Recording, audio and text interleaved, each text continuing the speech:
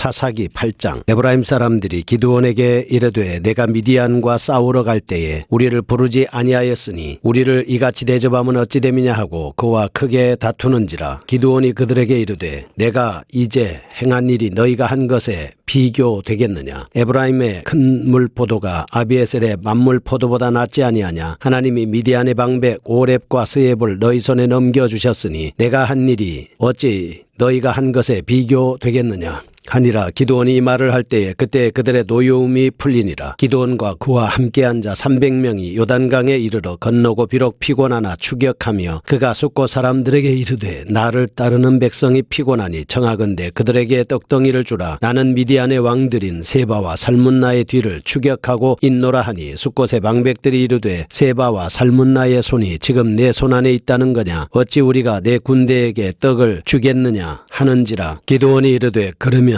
여호와께서 세바와 살문나를 내 손에 넘겨주신 후에 내가 들가시와 찔레로 너희 살을 찢으리라 하고 거기서 분우엘 올라가서 그들에게도 그같이 구한즉 분우엘 사람들의 대답도 숫곳 사람들의 대답과 같은지라. 기드온이 또 분우엘 사람들에게 말하여 이르되 내가 평안히 돌아올 때에 이 망대를 헐리라 하니라. 이때에 세바와 살문나가 갈골에 있는 때 동방 사람의 모든 군대 중에 칼을 든 자 12만 명이 죽었고 그 남은 15,000명가량은 그들을 따라와서 거기에 있더라. 적군이 안심하고 있는 중에 기드온이 노바와 욕부와 동쪽 장막에 거주하는 자의 길로 올라가서 그 적진을 치니 세바와 살문나가 도망하는지라. 기드온이 그들의 뒤를 추격하여 미디안의 두 왕 세바와 살문나를 사로잡고 그 온 진영을 격파하니라. 요아스의 아들 기드온이 헤레스비탈 전장에서 돌아오다가 숫곳 사람 중 한 소년을 잡아 그를 신문함에 그가 숫곳의 방백들과 장로들 77명을 그에게 적어준지라. 기드온이 숫곳 사람들에게 이르러 말하되 너희가 전에 나를 희롱하여 이르기를 세바와 살문나의 손이 지금 내 손 안에 있다는 거냐. 어찌 우리가 내 피곤한 사람들에게 떡을 주겠느냐 한 그 세바와 살문나를 보라 하고 그 성읍의 장로들을 붙잡아 들가시와 찔레로 숫곳 사람들을 징벌하고 분우엘 망대를 헐며 그 성읍 사람들을 죽이니라. 이에 그가 세바와 살문나에게 말하되 너희가 다볼에서 죽인 자들은 어떠한 사람들이더냐 하니 대답하되 그들이 너와 같아서 하나같이 왕자들의 모습과 같으이다 하니라. 그가 이르되 그들은 내 형제들이며 내 어머니 아들들이니라. 여호와께서 살아계심을 두고 맹세하노니 너희가 만일 그들을 살렸더라면 나도 너희를 죽이지 아니하였으리라 하고 그의 맏아들 여델에게 이르되 일어나 그들을 죽이라 하였으나 그 소년이 그의 칼을 빼지 못하였으니 이는 아직 어려서 두려워함이었더라. 세바와 살문나가 이르되 내가 일어나 우리를 치라. 사람이 어떠하면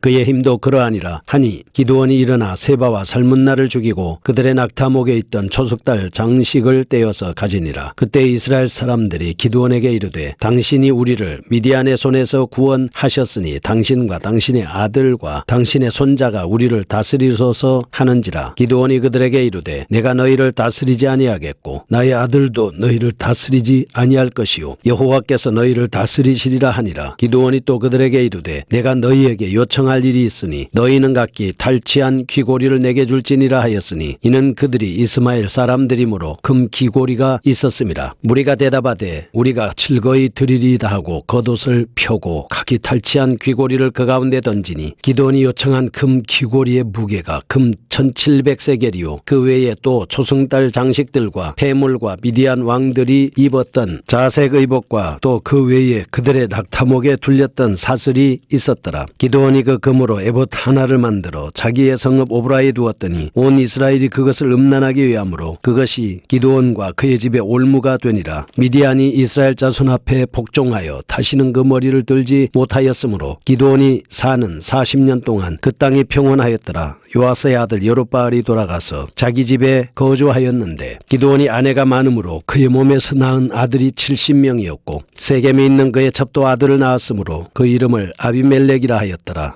요아스의 아들 기드온이 나이가 많아 죽음에 아비에셀 사람의 오브라에 있는 그의 아버지 요아스의 묘실에 장사되었더라. 기드온이 이미 죽음에 이스라엘 자손이 돌아서서 바알들을 따라가 음행하였으며 또 바알브릿을 자기들의 신으로 삼고 이스라엘 자손이 주위의 모든 원수들의 손에서 자기들을 건져내신 여호와 자기들의 하나님을 기억하지 아니하며 또 여룻바알이라는 기드온이 이스라엘에 베푼 모든 은혜를 따라 그의 집을 후대하지도 아니하였더라. 사사기 8장 말씀입니다. 기드온의 마지막 행적입니다. 8장 1절에서 21절은 기드온이 미디안 족속을 계속 추격하여 요단 동편 헤레스비탈 전쟁에서 두 왕인 세바와 살문나를 잡아서 돌아오는 장면입니다. 22절에서 35절은 기드온의 마지막 행적입니다. 6장 15절은 일찍이 소심하고 겁 많던 34절은 하나님의 능력에 사로잡혀 자기를 따르는 자 300명을 1000배가 넘을 만큼 많은 수를 대적하여 섬멸시키는 놀라운 전과를 거두었습니다. 이처럼 하나님의 능력에 충만했던 기드온도 이토록 엄청난 승리를 얻는 과정에서 다음과 같은 어려움을 겪습니다. 10절에 에브라임 지파 사람들이 미디안과의 전투에서 자기들을 직접 부르지 않았다는 일로 특별히 1절에서 3절에 보면 기드온에게 터집을 잡습니다. 5절에는 기드온과 그의 종자 300명이 세바와 살문나를 추격하다가 줄였을 때 자기 동족의 숫곳 사람들과 분우엘 사람들에게 양식을 구하였으나 거절당했습니다.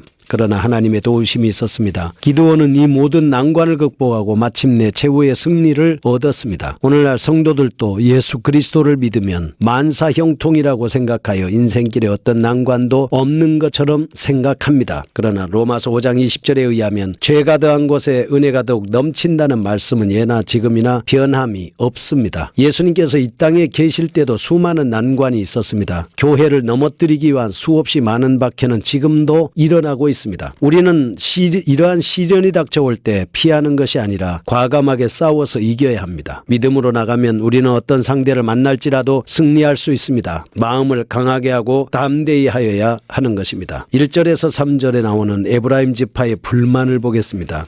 7장에서 미디안 전투와 관련해서 에브라임 지파가 기드온에게 불편하는 장면입니다. 즉 저들은 기드온이 미디안과 싸우러 나갈 때에 처음부터 자신들을 동행시키지 않은 데 대해서 불만을 품고 이를 따져들고 있습니다. 이에 대해서 기드온은 노를 바라기보다는 겸손하게 처음부터 전투에 참가했던 자들의 공적보다 뒤늦게 전투에 참가했던 에브라임 지파의 공적이 더 컸다고 치하를 아끼지 않습니다.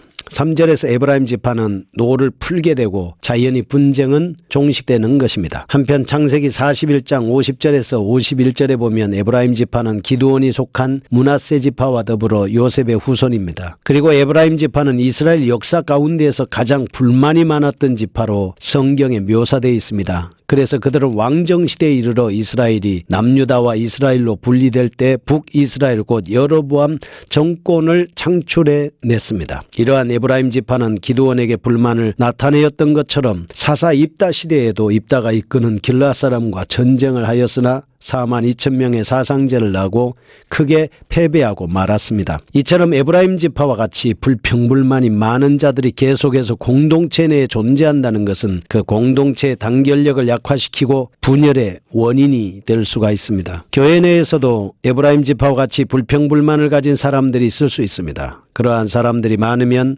교회는 침체의 늪을 헤맬 수 있습니다. 힘은 약화되고 좀처럼 단결이 되지 않습니다. 어떤 일을 하고자 해도 힘을 상실하고 마는 것입니다. 따라서 교회의 지도자들은 불평불만의 무리를 지도함에 있어서 각별히 주의해야 합니다. 지혜롭게 해결할 방법도 강구해야 하고 지도자 실수나 잘못이라며 과감하게 사과하고 회개함으로 문제를 해결해 나가야 합니다. 교인들의 잘못이라면 설득하고 문제를 해결할 수 있는 지혜와 방법을 모색해야 되는 것입니다. 사사들의 리더십 유형을 보겠습니다. 첫 번째로 에브라임과 베냐민 지역에서 활약한 드보라입니다. 종려나무 아래에서 자기에게 나오는 자들을 재판했습니다. 중재 역할을 한 것이죠. 두 번째, 돌라, 야일, 입다, 입산, 엘론, 압돈, 삼손은 무수한 자손을 거느린 부유한 고관들로 보입니다. 그들이 지역의 유지로서 영도자와 같은 신분을 가지고 있었음을 알 수가 있습니다. 세 번째, 입다는 전리품과 사람의 신분을 보호해주고 받은 기부금으로 사병을 유지하던 준 전문적인 군사 조직을 가지고 가지고 있었던 사람으로 보입니다. 네 번째, 기드온 에훗입니다. 동포들로부터 자비로운 자발적인 의용군을 소집해서 이방의 압제에 대항한 용감한 지도자였습니다. 다섯 번째, 삼손은 이스라엘 백성들뿐만 아니라 그가 속한 집 하나 가문에서조차도 존경을 받지 못했습니다. 두 번째, 4절에서 21절입니다. 스콧과 분이엘인들이 패역을 합니다. 미디안군을 1차 분쇄했던 기드온이 마지막까지 잔당을 섬멸하고 두 왕 세바와 살문나를 처형하는 장면입니다. 이 과정에서 세바와 살문나를 쫓다가 지친 기드온과 300명 용사들은 스콧과 분이엘 사람들에게 먹을 것을 요구했습니다. 거절당했습니다. 기드온은 격분했습니다. 돌아오는 길에 스콧과 분이엘 사람들을 응징하고 두 왕 세바와 살문나에 대해서는 정화를 들어 처형합니다. 여기서 우리는 기드온의 신앙과 스콧 분이엘 사람들의 불신앙을 보여주고 있습니다. 기드온은 도망간 적들을 추격함에 있어서도 300명의 용사만을 데리고 다녔습니다. 그러나 기드온이 추격하고 있는 그곳에는 살아남은 동방 사람이 15,000명이나 있었습니다. 이 수요는 기드온이 따르는 사람들보다 50배나 더 많은 숫자입니다. 그러나 믿음으로 그들을 추격하고 승리할 수가 있었습니다. 이와 같이 교회에서 하나님께서 들어주시는 사람이 타인들로부터 조롱을 받을 수도 있습니다. 그러나 하나님의 역사는 인간의 논리로 도저히 설명될 수 없기 때문에 인간의 눈에는 하나님의 역사가 보이지 않습니다. 이스라엘 백성이 가나안 땅에 들어가기 위해서 정탐관 12명을 보냈습니다. 10명은 합리적인 보고를 했습니다. 근본적인 불신앙적인 사람들이었습니다. 반대로 여호수아와 갈렙은 믿음으로 보고를 하면서 하나님이 우리를 기뻐하시면 우리를 그 땅으로 인도하여 들이시고 그 땅을 우리에게 주신다고 했습니다. 바다 위로 걸어오던 중 바람과 바다를 보고 풍랑을 보고 빠져가는 베드로를 보시고 마태복음 14장 31절에서 믿음이 적은 자여 왜 의심하였느냐고 책망하고 있습니다. 신앙의 눈으로 우리는 세상을 바라봐야 합니다. 세 번째, 22절에서 35절 나오는 기드온의 마지막 행적입니다. 18절에서 21절에 기드온이 마지막으로 미디안 두 왕인 세바와 살문나를 처형합니다. 이스라엘에 다시 태평성대가 찾아왔습니다. 사사로 40년 동안 있는 동안에 태평이 계속된 것입니다. 기드온의 마지막 행적의 두 가지. 1. 이스라엘 백성들의 기드온을 왕으로 추대하고자 할 때 기드온은 하나님만이 이스라엘의 왕이 되심을 강조하면서 거부합니다. 하나님께 영광을 돌리고 있는 것입니다. 두 번째, 기드온은 미디안 전투에서 탈취한 전리품 중 금으로 에봇을 만들었습니다. 사람들이 이것을 가지고 우상 숭배를 하게 된 사건입니다. 하나님의 사람들은 늘 주의해야 합니다. 자신의 영광을 위하지 말고 자신의 소욕을 추구하지 말고 성령의 소욕을 따라 행해야 합니다. 거룩하신 아버지, 믿음으로 성령의 소욕을 따라 언제든지 승리하게 하시고 이기게 하시는 하나님 앞에 겸손함으로 섬기게 하여 주옵소서. 예수님의 이름으로 기도합니다.